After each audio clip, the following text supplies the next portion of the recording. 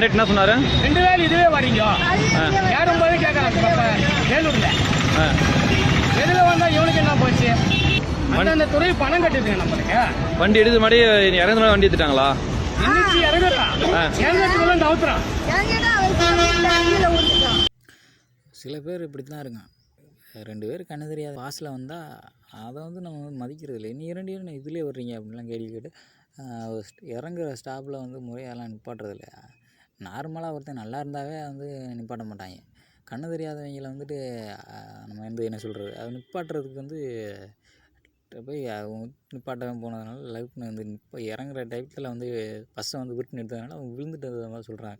விழுந்துட்டு அப்போ வாழ்க்கையில் வந்து இவங்க வந்துட்டு இவங்களே உனக்கு சம்பளம் வருது லைஃப்பில் வந்துட்டு உனக்கு செட்டில்மெண்ட் இருந்துச்சு. நீ கவர்மெண்ட்டு சம்பளம் கொடுக்குறான் உனக்கு வந்து ஏன்னா அமையில சம்பளம் கொடுக்குறாங்க. உனக்கு கவர்மெண்ட் உனக்கு சம்பளம் கொடுத்து வாங்கிட்டு உன் வேலையை கரெக்டாக பார்க்க வேண்டியதுனே. உனக்கு எதுக்கு இந்த வேலை? அதுதான் நம்ம எல்லாருமே இந்த மகளிர் பேர் வந்து இப்போ அவன் இப்போ ஃப்ரீயாக போனான் அப்படின்னா அவங்களுக்கு எரிச்சல் ஆகுது. மகளிர் வந்துட்டு இந்த பஸ்ஸில் ஏறவே கூடாது, நிறுத்த மாட்டாங்க, ஸ்டாப்பில் நிறுத்த மாட்டாங்க, ஒரு வழியில் நிறுத்தணும்னா நிறுத்த மாட்டாங்க. அதை ஒரு சின்சியர்னா அவங்களுக்கு ஏற்றுறாங்க. ஏன்னா அவன் டிக்கெட் எடுக்கிறான் அப்படின்றதுனால. ஏன்னா உன் வேலையை நீ கரெக்டாக பார்த்துட்டு போயின்னே இருக்கணும். உனக்கு சம்பளம் கொடுக்குறாங்களே கவர்மெண்ட்டு, போனஸ் கிடைக்கிது, மாதம் சம்பளம் கிடைக்கிது. இதுக்கு மேலே உனக்கு உன் வேலையை கவர்மெண்ட் வந்து ரூல்ஸை போட்டிருக்கு, உங்கள்கிட்ட வந்து டிக்கெட் வாங்க வேணாம், ஃப்ரீயாக ஏற்றிக்க அப்படின்னா ஏற்றி தொலைய வேண்டியதானே.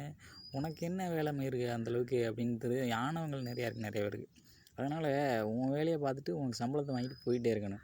ஏதோ இதனால உனக்கு வந்து பென்ஷன் கூட வர்ற மாதிரி இல்லை இந்த மாதிரிலாம் இந்த இதில் ஏற்றாமல் போனால் உனக்கு வந்து கவர்மெண்ட் வந்து உனக்கு கூட சம்பளம் கொடுக்க போதோ, அது என்ன டீசலை வந்து நீ மிச்சப்படுத்தி கொடுத்து அவன் என்ன பண்ணுற? அவன் கவர்மெண்ட் டீசல் கொடுத்து உனக்கு சம்பளம் கொடுக்க போகிறாங்க, நீ டீசலை அவனுக்கு மிச்சப்படுத்தி என்ன பண்ண போகிற?